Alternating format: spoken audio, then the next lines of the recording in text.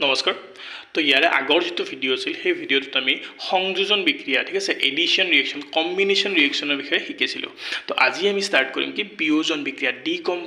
ডিকম্পজিশ্যন reaction কি চাওক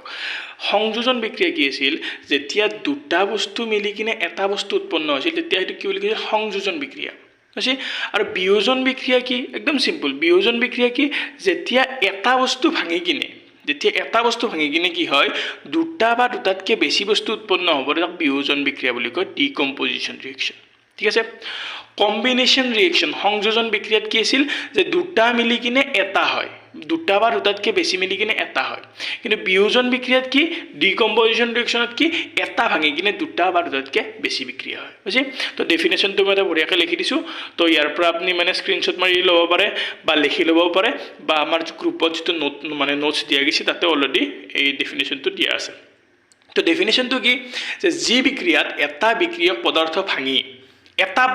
যিটো এইটো সাইডত থাকে সেইটো কি বুলি কয় বিক্ৰিয়ক পদাৰ্থ ইংলিছত এইটো কি বুলি কয় ৰিয়েক্টেণ্ট হৈছে এটা ৰিয়েক্টেণ্ট ভাঙি কিনে এটা বিক্ৰিয়ক পদাৰ্থ ভাঙি কিনে দুটা বা দুটাতকৈ বেছি বিক্ৰিয়াজাত পদাৰ্থ এইটো ফুল হৈছে এইটো হ'ব লাগে বিক্ৰিয়াজাত পদাৰ্থ ঠিক আছে প্ৰডাক্ট হৈছে ৰিয়েকশ্যনটোৰ মানে ৰিয়েকশ্যনটো নহওঁতে যিখিনি বস্তু থাকে সেইখিনি কি বুলি কয় বিক্ৰিয়ক পদাৰ্থ ৰিয়েক্টেণ্ট আৰু ৰিয়েকশ্যনটো হৈ যোৱাৰ পিছত যিখিনি বস্তু উৎপন্ন হয় তাক কি বুলি কয় বিক্ৰিয়াজাত পদাৰ্থ তো যি বিক্ৰিয়াত এটা বিক্ৰিয়ক পদাৰ্থ ভাঙি যিকোনো কাৰণত ভাঙিব পাৰে ঠিক আছে ভাঙি দুটা বা দুটাতকৈ বেছি বিক্ৰিয়াজাত পদাৰ্থ উৎপন্ন হয় তাক কি বুলি কয় বিয়োজন বিক্ৰিয়া বুলি কয় হৈছে the reaction where one reactant breaks down to two or more than two product দুটা বা দুটাতকৈ বেছি প্ৰডাক্ট উৎপন্ন হয় ঠিক আছে যেনেকৈ এতিয়া আমাক এক্সাম্পল এটা দি আছে এক্সাম্পলটো কি দি আছে যে ফেৰাছ ছালফেট আমাৰ তাত আছে কি ফেৰাছ ছালফেট তো ফেৰাছ ছালফেটটো ভাঙি কিনে এটা কেইটা বস্তু উৎপন্ন হৈছে ফেৰিক অক্সাইড ছালফাৰ ডাই অক্সাইড ছালফাৰ ট্ৰাই অক্সাইড তিনিটা বস্তু উৎপন্ন হৈছে কিন্তু এইফালে এটা আছে বাছ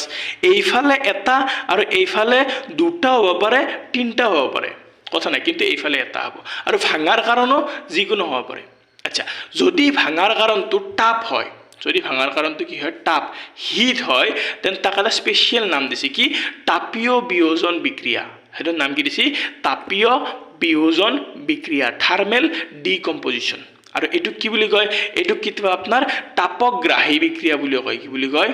তাপগ্ৰাহী বিক্ৰিয়া মানে তাপটো গ্ৰহণ কৰে শোষণ কৰে এইটো কি বুলি কয় এণ্ডোথাৰ্মিক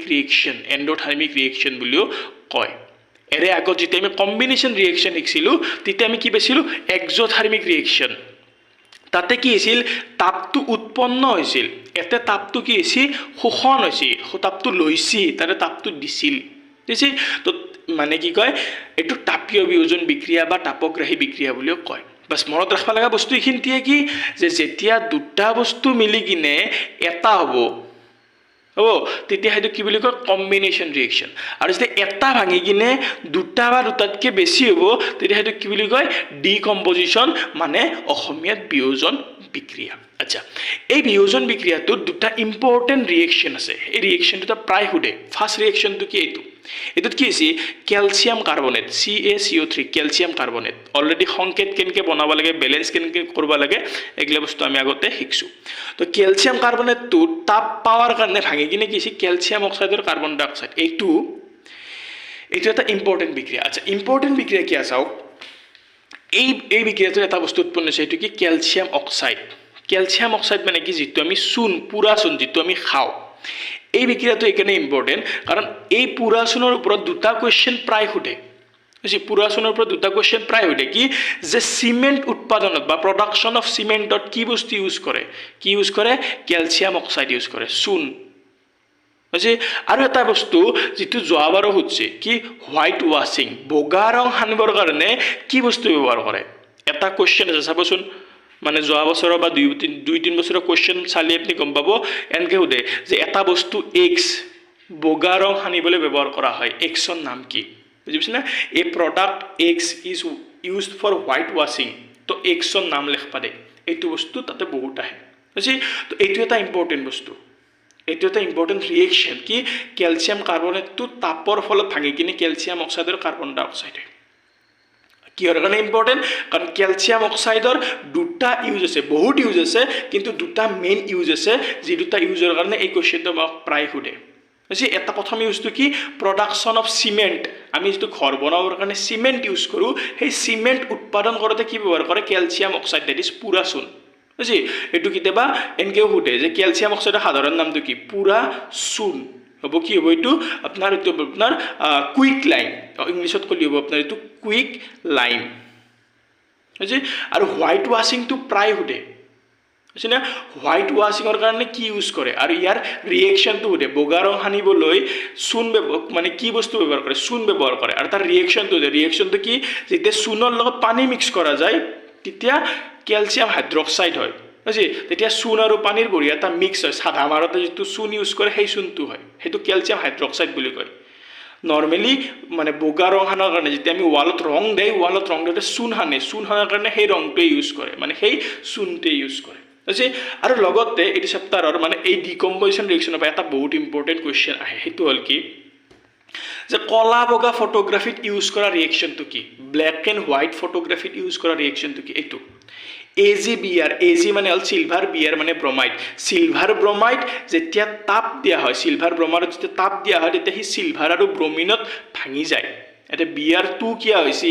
Ag ৰ আগত 2 কিয়া হৈছে AgBr আগত 2 কিয়া হৈছে এগলা বস্তু আগতে আমি শিকছো এটো ব্যালেন্স কৰাৰ কাৰণে হৈছে